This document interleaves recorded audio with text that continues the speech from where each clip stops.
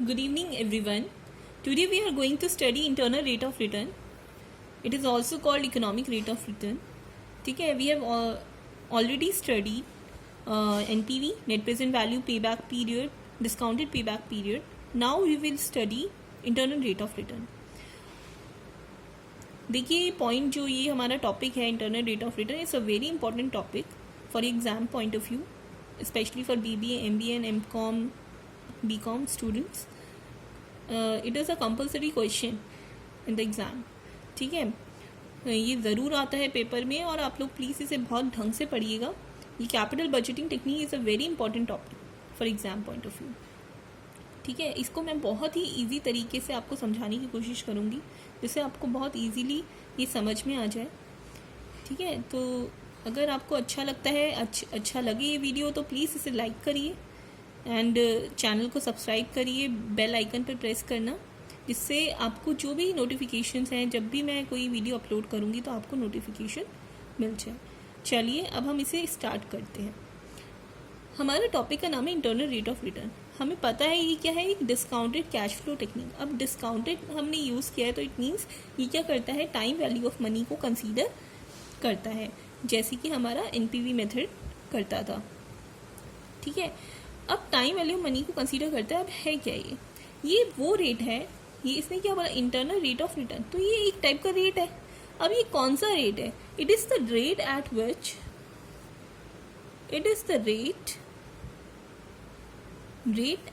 Which NPV equal to 0. NPV क्या था हमारा, नेट प्रेजेंट वैल्यू, जो हमने ऑलरेडी डिस्कस कर लिया अपनी लास्ट क्लास में. कैपिटल बजटिंग के पार्ट 3 में हम ऑलरेडी डिस्कस कर चुके हैं. तो NPV जहाँ पर 0 होता है वो रेट हमारा कहलाता है इंटरनल रेट ऑफ रिटर्न. ठीक है, इट मीन्स हम ये कह सकते हैं NPV हमारा क्या होता था, present value of cash inflows, उसका समीशन होता था. ठीक है, minus cash outflow equal to 0 हो गया. ये हमारा NPV होता था, present value of cash inflows minus cash outflow equal to 0 इस इक्वेशन के अकॉर्डिंग. तो हम ये कह सकते हैं कि जो present value of cash inflows का टोटल होगा वो किसके इक्वल होगा, कैश आउटफ्लो के. ऐसी रेट जिसमें present value of cash inflows equal हो जाए कैश आउटफ्लो के, उस रेट को हम कहते हैं इंटरनल रेट ऑफ रिटर्न. या फिर दूसरी डेफिनेशन भी हम बोल सकते हैं, it is the rate at which NPV equal to 0. ठीक है, इस तरह से IRR हम इस रेट को कहते हैं. अब हम पढ़ेंगे इसे हम सॉल्व कैसे करते हैं, इसे हम कैलकुलेट कैसे करते हैं. ठीक है, इसे हम कैसे फाइंड आउट करते हैं. अगर आप बुक्स में देखोगे तो बुक्स में बहुत ही कॉम्प्लेक्स तरीके से समझाया गया है.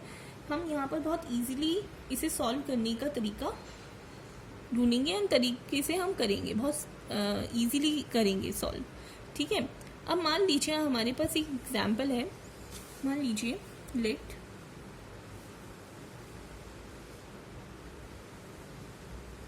We have a project in which we have invested 20 lakh rupees. ठीक है, हमने 20 लाख रुपीस इन्वेस्ट किया है किसी प्रोजेक्ट में. ठीक है, मतलब हमारा जो कैश आउटफ्लो हो गया वो कितना हो गया, जो कैश आउटफ्लो हमें गिवन है दैट इज 20 लाख. और हमें ईयरली हमें दिया हुआ है कि ईयरली हमें कितना पैसा मिलेगा. अभी तो हम discount rate and discount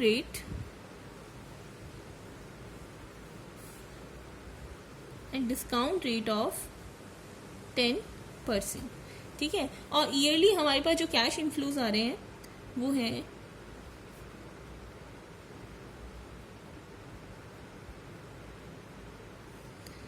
1 year. First year में जो आ रहा है हमारे पास 5 लाख, सेकेंड ईयर में हमारे पास आ रहा है 6 लाख, थर्ड ईयर में हमारे पास आ रहा है 5 लाख,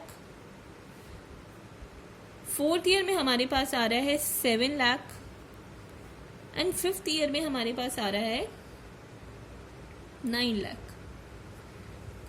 ठीक है, और हमें फाइंड आउट करना है इंटरनल रेट ऑफ रिटर्न। ठीक है, चलिए अब internal rate of return find out करना सीखते हैं। देखिए, हमें year wise cash inflows given है, हमें डिस्काउंट रेट ऑलरेडी गिवन है, वो है R = 10% डिस्काउंट रेट हमें ऑलरेडी गिवन था। अब हमें क्या निकालना है, हमें फर्स्टली हमने ऑलरेडी एनपीवी में पढ़ चुके हैं हमें एनपीवी कैलकुलेट करना है फर्स्टली। तो एनपीवी कैलकुलेट करने के लिए हमें क्या करना पड़ेगा, हमें पीवीआईएफ कैलकुलेट करना पड़ेगा। पीवीआईएफ हमारा क्या होता है, प्रेजेंट वैल्यू इंटरेस्ट फैक्टर। तो पीवीआईएफ हमें कैलकुलेट करना पड़ेगा हर ईयर के लिए 10% की इंटरेस्ट रेट पर। तो मैंने आपको लास्ट क्लास में बताया था, उसके लिए हम क्या यूज करते हैं, पीवीआईएफ = होता है 1/1 + R⁴n।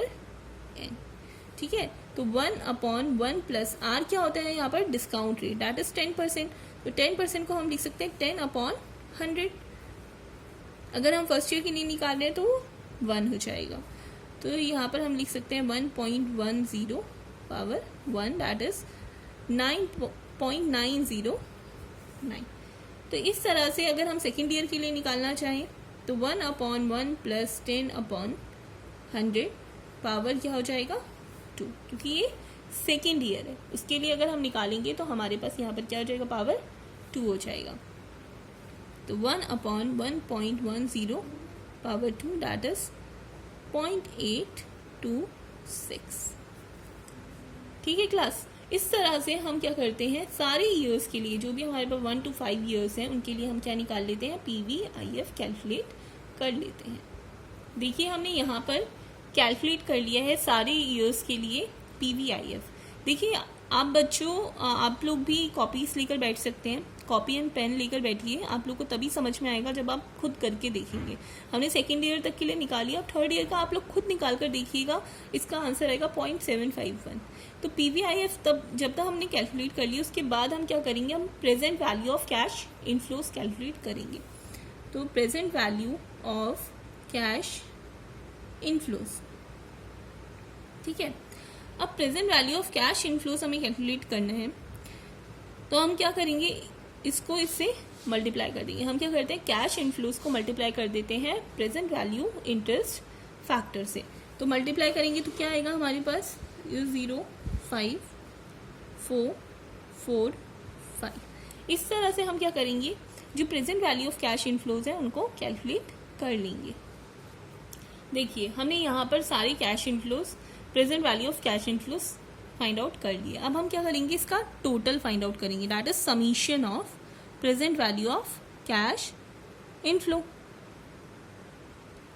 ठीक है, तो जब हम इसका टोटल फाइंड आउट करेंगे, ये क्या आएगा हमारे पास जो टोटल करके वैल्यू आती है वो है 23,62,600। ठीक है, अब हमें क्या करना है, ये तो बहुत ज़्यादा है, अगर हम इसका एनपीवी फाइंड आउट करेंगे तो बहुत ज़्यादा आएगा। अगर मान लीजिए, चलो ठीक है, अब इसका एनपीवी फाइंड आउट करके देखते हैं कि कितना आता है। ठीक है क्लास, हमारा एनपीवी क्या होता था, present value of cash inflows minus cash outflow. तो present value of cash inflow हमारे पास क्या है, 23,62,600 माइनस हमने इन्वेस्ट कितना किया था, 20 लाख। तो हमारे पास आ गया 3,62,600। ये आ गया हमारे पास हमारा एनपीवी, जब हमारा इंटरेस्ट रेट क्या था, जब हमारा डिस्काउंट रेट था 10%। अब हमें तो बट एनपीवी 0 चाहिए, आईआरआर तो वो रेट होता है जिस पर एनपीवी 0 होता है। तो 0 फाइंड आउट करने के लिए हमें से ज़्यादा डिस्काउंट करना पड़ेगा या कम डिस्काउंट करना पड़ेगा, हमें इसे ज़्यादा डिस्काउंट करना पड़ेगा, क्योंकि देखिए, अगर हम ज़्यादा डिस्काउंट करेंगे तभी ये एनपीवी थोड़ा कम हो सकता है। तो हमें यहाँ पर क्या करना पड़ेगा, डिस्काउंट रेट को थोड़ा बढ़ाकर देखना पड़ेगा कि शायद बढ़ाकर हमारा एनपीवी 0 आ जाए। ठीक है, तो अब हमें ऐसी वैल्यू फाइंड आउट करनी है, अगर देखिए हम एग्जैक्टली 0 पर तो पहुँच नहीं सकते, तो हम ऐसी वैल्यू फाइंड आउट करेंगे, ऐसा डिस्काउंट रेट निकालेंगे जिसमें इसकी वैल्यू एटलीस्ट 0 ना आए तो उससे कम आ जाए, नेगेटिव में वैल्यू आ जाए एनपीवी की वैल्यू। उसके लिए क्योंकि हमारे पास एक फॉर्मूला है, वो अप्लाई करके हम आईआरआर फाइंड आउट कर लेंगे। तो हम एक ऐसी डिस्काउंट रेट ढूंढेंगे जिसमें हमारी जो एनपीवी की वैल्यू है वो नेगेटिव आए। तो हम ये कैसे करेंगे, ठीक है। तो अब देखिए हमारा जो डिस्काउंट रेट था पहले वो क्या था, 10% था। तो अब हम करते हैं, अब हम उसे बढ़ाकर 15% कर देते हैं। हमें लगता है अगर 5% बढ़ाएंगे तो इट विल बी नेगेटिव आ जाएगा हमारा एनपीवी, ठीक है।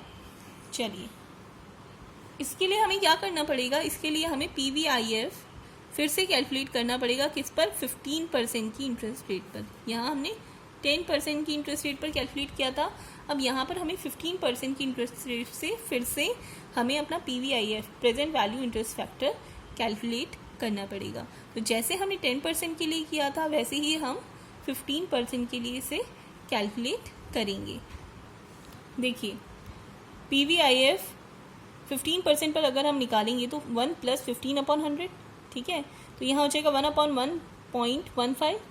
तो जब हम इसकी वैल्यू कैलकुलेट करेंगे तो हमारे पास आता है 0.869, that is a PVIF at 15% interest rate for first year, ठीक है। इसी तरीके से हम 1 to 5th ईयर तक के लिए पीवीआईएफ 15% की इंटरेस्ट रेट के लिए कैलकुलेट कर सकते हैं। देखिए हमने सारे ईयर्स के लिए हमने पीवीआईएफ कैलकुलेट कर लिया है 15% की इंटरेस्ट रेट पर, ठीक है। अब हमें क्या निकालना है, वही same present value of cash inflow. तो अब सबको पता है हम क्या करते हैं, इसके लिए पीवीआईएफ को मल्टीप्लाई करते हैं अपने कैश इनफ्लो के साथ, ठीक है। तो 0 0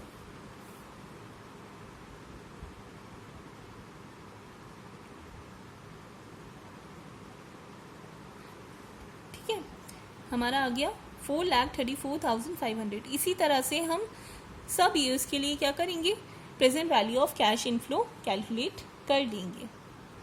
देखिए हमने सब जो सारी ईयर्स के लिए हमने present value of cash inflows calculate कर लिया है। अब हम क्या करेंगे, इसका भी टोटल कैलकुलेट कर लेंगे, ठीक है। जो इसका टोटल आया है वो आया है 20,63,600, जो कि अभी भी ज़्यादा है 20 लाख से, है ना। और हमें तो नेगेटिव में चाहिए था, हमें तो इससे कम चाहिए था। इसका मतलब अभी हमें और डिस्काउंट करना पड़ेगा। देखिए it is becoming very long. तो हम क्या करते हैं, हम अपनी अमाउंट को बढ़ा देते हैं कि हम मान लेते हैं कि हमारा जो कैश आउटफ्लो था वो 21 लाख था, ठीक है। जिससे हमें आगे सॉल्व करना नहीं पड़ेगा और आपको समझा भी दूंगी मैं धीरे धीरे, मतलब नहीं तो हमें और टाइम लगेगा, फिर हम एक और मानेंगे, एक और इंटरेस्ट रेट मानेंगे। इससे अच्छा हम क्या करते हैं, अपने कैश आउटफ्लो जो हमने माना था 20 लाख उसे हम बढ़ा के कर देते हैं 21 लाख हमने कैश आउटफ्लो लगाया, ठीक है। तो यहाँ पर हम क्या कर देते हैं 21 लाख कर देते हैं, ठीक है। तो प्रोजेक्ट 1 के लिए जो हमने एनपीवी निकाला था वो क्या हो जाएगा, प्रोजेक्ट 1 के लिए हमने एनपीवी 20 लाख लेकर किया था, तो 21 लाख अगर हम कर देंगे तो ये हो जाएगा 2,62,600, ठीक है। और अब हमने हमारे पास जो टोटल आया है वो आया है 20,63,600, और जबकि हमने लगाया जो था, हमारा जो इन्वेस्टेड अमाउंट था जो अभी हमने चेंज कर दिया है दैट इज़ 21 लाख, ठीक है। अब हम उसके अकॉर्डिंग हम फाइंड आउट करते हैं। देखिए एनपीवी 10% पर था हमारा 2,62,600, ठीक है। और अभी हमें निकालना है 15% पर एनपीवी, है ना। तो जो हमारी प्रेजेंट वैल्यू थी कैश इनफ्लोस की उसे हम समीशन कर देंगे माइनस कैश आउटफ्लो, ठीक है। देखिए हमारा जो प्रेजेंट वैल्यू था कैश इनफ्लो का 15% पर वो था 20,63,600, और हमने जो कैश आउटफ्लो माना था वो था 21 लाख। तो यहाँ से हमारा जो एनपीवी आता है वो आएगा माइनस में 36,400, जो कि हमें माइनस में ही चाहिए था इसे कैलकुलेट करने के लिए, ठीक है। तो हमारे पास हमने 10% पर जो निकाला था वो था 2,62,600, और जो हमने 15% पर कैलकुलेट किया वो था हमारे 36,400 नेगेटिव में, ठीक है। अब हमें अपना फॉर्मूला लगाना है आईआरआर को कैलकुलेट करने के लिए। बहुत इजीली हम इसे सॉल्व कर लेंगे। अब हम क्या करेंगे, आईआरआर को कैलकुलेट करने के लिए आईआरआर इक्वल टू जो हमें इनिशियल अपनी डिस्काउंट रेट ली थी दैट इज 10%, उसको लेंगे प्लस अब हम यहाँ पर क्या करेंगे, जो हमारा पहले एनपीवी आया था, एनपीवी पहले क्या आया था हमारा 2,62,600, ठीक है। अपॉन हम क्या करेंगे, जो 2,62,600 आया है उसमें हम इस अमाउंट को प्लस कर देंगे, जो भी हमारी नेगेटिव में अमाउंट आई है उसे हम प्लस कर देंगे। तो क्या आएगा, 262,600 प्लस कर देंगे ये अमाउंट 36,400 इंटू हम क्या करेंगे, इंटू हमारा होगा जो भी हमने डिफरेंस लिया। जैसे हमने पहले 10% लिया था और उस दोनों में जो डिफरेंस है इन रेट्स में वो है 5% का, तो यहाँ पर हमने ले लिया 5%। ठीक है, इतना समझ में आया। अब हम इसे सॉल्व कर लेते हैं। 10% प्लस 262600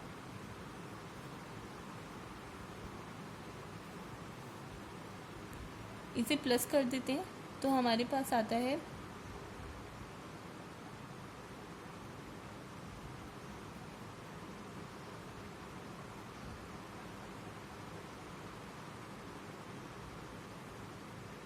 ठीक है 2,99,000, ठीक है, इंटू 5। अब इसे हम सॉल्व करेंगे। देखिए कैसे कैलकुलेट करेंगे। फर्स्टली हमें क्या करना है, इन दोनों को डिवाइड करना है। डिवाइड करके हमारे पास आता है 0.878 इंटू 5। जब इन्हें मल्टीप्लाई करेंगे तो हमारे पास आएगा 4.391, जिसे हम ऐड कर देंगे 10 के साथ, तो that is 14.391। It is our internal rate of return. अगर हम इस रेट से डिस्काउंट करेंगे अपने कैश इनफ्लोज को तो हमारा जो एनपीवी आएगा वो 0 आएगा। ठीक है, तो इस तरह से हम IRR को कैलकुलेट कर सकते हैं। And IRR is a very important technique in capital budgeting to analyse any project. ठीक है, अब मैं एक और चीज़ आपको बता देती हूँ, एक बहुत ही इंपॉर्टेंट कंसेप्ट। आप मुझे ये बताइए, अगर मैं आपसे पूछूं कि IRR आपका डिस्काउंट रेट से, जो डिस्काउंट रेट R होती है उससे ग्रेटर होना चाहिए या कम होना चाहिए। जो IRR है, इंटरनल रेट ऑफ रिटर्न, आपका डिस्काउंट रेट से कम होना चाहिए या ज़्यादा होना चाहिए। तो आप कहेंगे ma'am IRR should be greater than discount rate R। क्यों?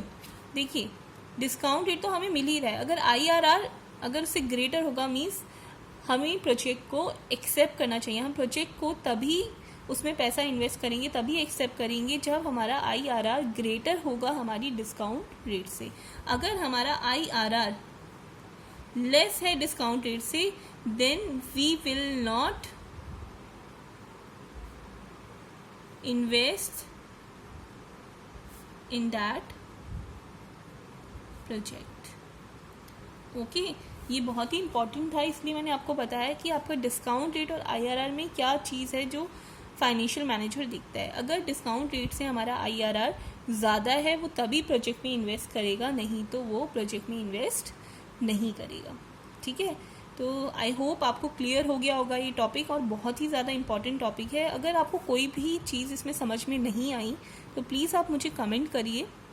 मैं आपको जो भी आपकी प्रॉब्लम्स हैं, आपकी डाउट्स हैं, उसको क्लियर करने की पूरी कोशिश करूँगी। एंड अगर आपको पसंद आई ये वीडियो, प्लीज़ लाइक कीजिए, सब्सक्राइब कीजिए और शेयर कीजिए अपने फ्रेंड्स में, जिससे उन्हें भी पता चल सके, वो भी देख सकें इन वीडियोज़ को। Okay, thank you class.